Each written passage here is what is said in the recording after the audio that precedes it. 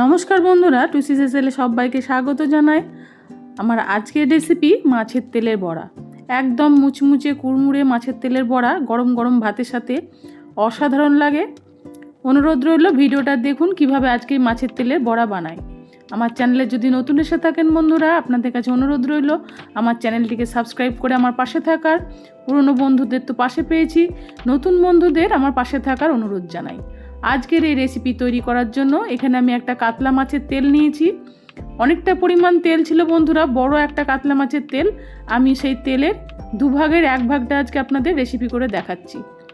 তেলগুলোকে ভালো করে প্রথমে পরিষ্কার করে ধুয়ে নিয়েছি, তারপরে দেখুন ছোট ছোট পিস করে কেটে নিচ্ছি। এভাবে যদি ছোট ছোট পিস করে কেটে নেওয়া হয় বড়াগুলো খেতে কিন্তু খুব ভালো হবে। চেষ্টা করবেন মাছের তেলে বড়া তৈরি করার সময় মাছের তেলটা যেন একদম টাটকা হয়, তাহলে কিন্তু বড়াগুলো খেতে খুব ভালো হবে। আমি ছোট ছোট করে দেখুন পিস পিস করে মাছের তেলটা কেটে নিয়েছি। মাছের তেলের বড়া বন্ধুরা অনেক রকমভাবেই বানানো যায়। আজ যেরকমভাবে বানিয়েছি এরকমভাবে একদিন বানিয়ে খেয়ে দেখবেন, গরম গরম ভাতের সাথে জাস্ট জমে যাবে। মুসুর ডাল আগে থেকে ভিজিয়ে রেখেছিলাম 2 ঘন্টা আগে, তারপরে এটাকে জল ঝরাতে দিয়েছি। একদম টাইট করে বেটে নিতে হবে। সেই সঙ্গে নিয়েছি আতপ চাল, প্রায় হাফ কাপের ওপর আতপ চাল নিয়েছি, সেটাকেও খুব ভালো করে বেটে নিয়েছি। আর এই ডাল আর চালটা আমি শিলে বেটেছি, একটু আধবাটা করে বেটেছি, তাতে বড়াগুলো খেতে বেশ মুচমুচে আর কুড়মুড়ে হবে।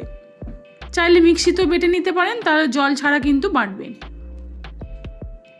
কারণ এই রেসিপিতে জল যেন একদম না থাকে সেই রকমভাবে টাইট করে ডালটাকে আর চালটাকে বাটতে হবে।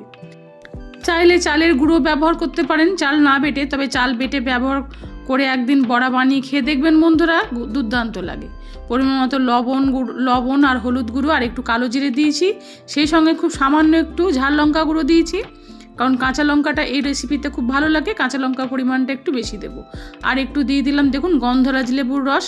মাছের ডিমের বড়াতে অনেকেই মনে করেন যে আষ্টে গন্ধ থাকে, এই লেবুর রসটা দিলে কিন্তু বন্ধুরা একদম আষ্টে গন্ধটা থাকবে না, খেতে কিন্তু বড়াগুলো খুব ভালো হবে, সুন্দর একটা ফ্লেভার আসবে।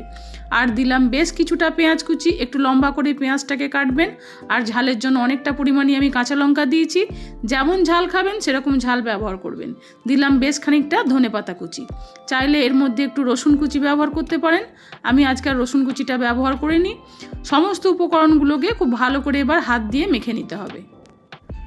এমনভাবে উপকরণগুলোকে মাখবেন যেন মাছের তেলটা যেন পুরো ডাল আর চালের সাথে একদম মিশে যায়। খুব ভালো করে দেখুন আমি 1-2 মিনিট ধরে সমস্ত উপকরণগুলোকে খুব ভালো করে দেখুন মেখে নিয়েছি। মসুর ডাল ছাড়াও এই বড়া আপনারা বানাতে পারেন, সেটাও খেতে খুব ভালো লাগে। তবে মসুর ডাল দিয়ে একদিন বানিয়ে খেয়ে দেখবেন বন্ধুরা, অসাধারণ লাগে। গ্যাস ওভেনে একটা ফ্রাইং প্যান বসিয়ে দিয়ে পরিমাণ মতো দিয়ে দিয়েছি সাদা তেল। চাইলে সর্ষের তেলেও এই বড়া ভাজতে পারেন, সেটা খেতে কিন্তু বেশি ভালো লাগবে। আমি ওই সাদা তেলের সাথেই পরে একটু সর্ষের তেল অ্যাড করে দিয়েছি। তারপরে হাই ফ্লেমে এই তেলটাকে খুব ভালো করে গরম করে নিয়ে দেখুন বড়ার মতো শেপ করে এগুলো ভেজে নিতে হবে। যতটা পরিমাণ একবারে হবে, একবারে অতগুলো বড়া ভাজা যাবে না, 2বারে 3বারে আমি সমস্ত বড়াগুলোকে একই রকমভাবে ভেজে নেব।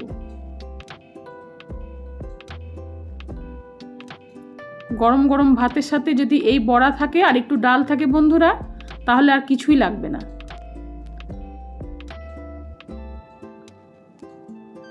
এক মিনিট 1.5 মিনিট পরে দেখুন একবার উল্টে দিয়েছি। আর একদম মুচমুচে করে বড়াগুলোকে ভাজতে হবে, বেশ লাল লাল করে। গ্যাসের ফ্লেমটা মিডিয়াম টু হাই রেখেই বড়াগুলোকে ভাজতে হবে। তবে বড়াগুলো ভাজার সময় একটু খেয়াল রাখবেন, যেহেতু মাছের তেল দেওয়া আছে এর মধ্যে, অনেক সময় এগুলো একটু ফুটে বেরিয়ে আসে, সেটা একটু খেয়াল রাখবেন, সেই বুঝে বড়াগুলোকে ভাজবেন। খুব ভালো করে এপিট উপিট করে উল্টে পাল্টে দেখুন বড়াগুলোকে বেশ মুচমুচে করে ভেজে নিয়েছি। একবার খুব ভালোভাবে দেখুন বড়াগুলো ভাজা হয়ে গেছে। ভালো করে তেল ঝরিয়ে এগুলোকে তুলে নিতে হবে।